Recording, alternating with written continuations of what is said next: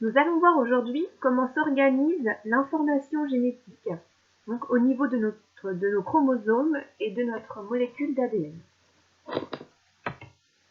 Un petit rappel pour commencer. Donc voici un premier karyotype. Je vous rappelle que le karyotype, c'est un document qui représente les 46 chromosomes présents donc dans le noyau d'une cellule humaine.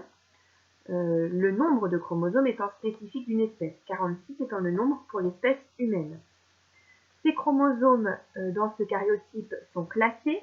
Ils sont classés par paires. Les deux chromosomes qui forment une paire sont identiques. Et les paires de chromosomes sont rangées donc par taille, de la plus grande à la plus petite.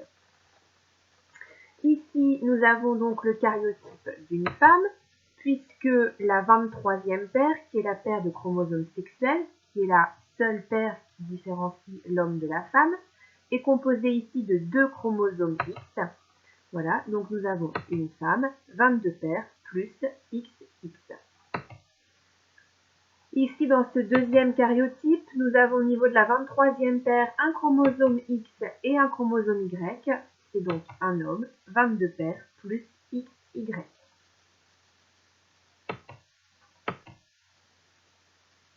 Alors, un gène est une portion d'ADN qui va déterminer un caractère héréditaire. Un gène égale un caractère. Un chromosome contient de nombreux gènes. Sur chaque chromosome, les gènes n'occupent que 10% de la longueur totale de la molécule d'ADN. Les 90% de l'ADN d'un chromosome ne portent pas de gènes, c'est-à-dire ne portent pas d'informations concernant les caractères héréditaires. Donc, un petit schéma, je vous ai représenté le chromosome numéro 1 par exemple, et sur ce chromosome numéro 1, j'ai représenté 3 gènes, donc codant pour 3 caractères différents. Vous remarquez que chaque gène ne représente pas la même longueur sur ma molécule d'ADN. La partie bleue de mon schéma donc, représente une partie du chromosome où il n'y a aucune information concernant l'expression des caractères héréditaires. L'espèce humaine compte 30 000 gènes. L'ensemble des gènes constitue ce qu'on appelle le génome. Tous les humains partagent les mêmes gènes, présents aux mêmes endroits de chaque molécule d'ADN de la paire de chromosomes. Je vous rappelle, nous possédons 2 chromosomes par paire. Donc, pour chaque gène, nous allons avoir 2 versions du gène, 2 versions qui peuvent être identiques ou différentes. Cette version d'un gène, c'est ce qu'on appelle un allèle. Alors, paire de chromosomes numéro 1 de schématiser, je reprends la même logique que sur la diapo précédente.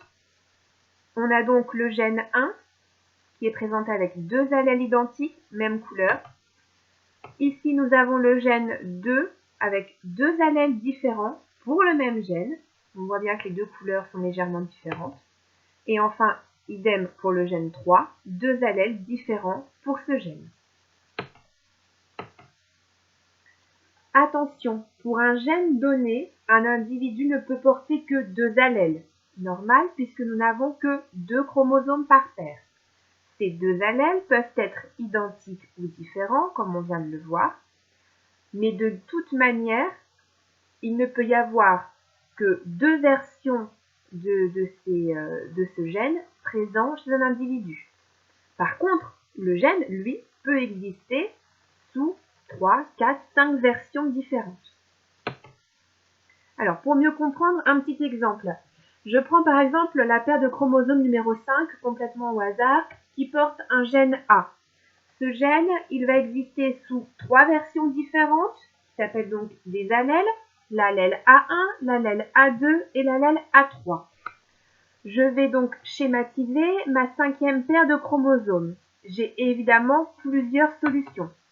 Première solution, ma paire de chromosomes numéro 5 porte sur les 2 chromosomes de la paire le même allèle pour le gène A. Je vais donc avoir A1, A1. Deuxième solution, toujours la même chose, sauf que cette fois-ci avec l'allèle A2. Donc l'allèle A2 présent sur les 2 chromosomes de la paire numéro 5. Vous l'aurez compris, même chose pour A3. Je peux aussi posséder donc 2 allèles différents pour ce gène A. Je peux donc présenter l'allèle A2 et l'allèle A1, ou encore l'allèle A1 et l'allèle A3. Et dernière combinaison possible, l'allèle A3 et l'allèle A2. Dans les 3 premiers cas, mes 2 allèles pour mon gène A sont identiques.